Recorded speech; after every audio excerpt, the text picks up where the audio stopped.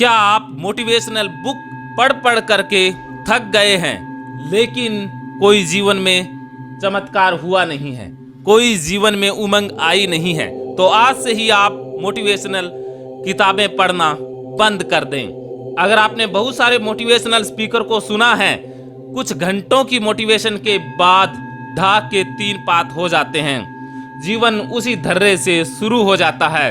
जब तक किसी मोटिवेशनल स्पीकर का वीडियो देखते हैं, सुनते हैं, तब तो लगता है कि मैं दुनिया में कुछ भी कर सकता हूं, मैं सब कुछ कर दूंगा। लेकिन जैसे ही आप हकीकत में आते हैं, जमीनी हकीकत पर काम करना शुरू करते हैं, तो फिर वही सिलसिला शुरू हो जाता है।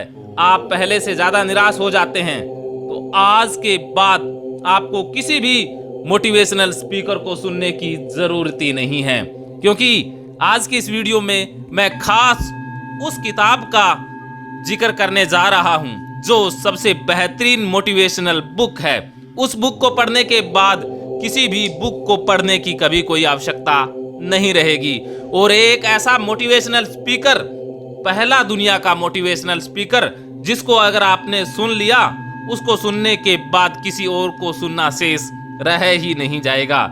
अब आप सोच रहे होंगे कि जल्दी हमें बताएं कि ऐसा क्या है, हम थक चुके हैं, हम हार चुके हैं, हमें उस मोटिवेशनल किताब का नाम बता दीजिए और उस मोटिवेशनल स्पीकर का नाम बता दीजिए। तो आप उसे जानते भी हैं, लेकिन उसके बारे में आपने गहराई से जानने की शायद कभी चेष्टा ही नहीं की।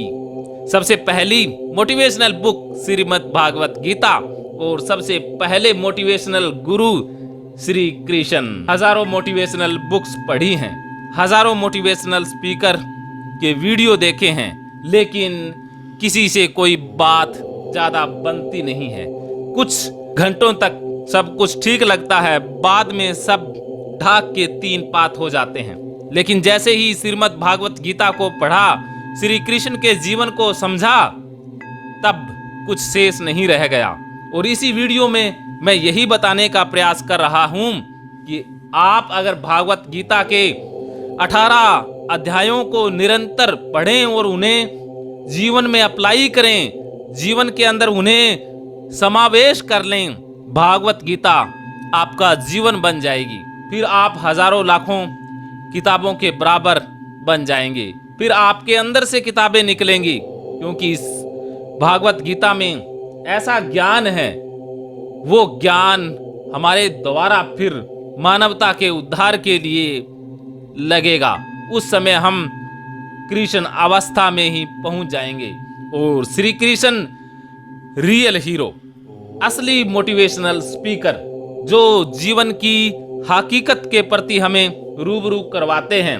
और श्री कृष्ण ने जो श्लोक गीता में बताए हैं, एक एक श्लोक का मूल्य करोड़ों के बराबर है।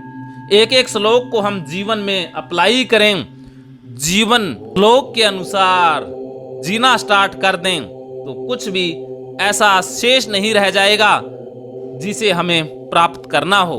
सब कुछ हमें मिल जाएगा।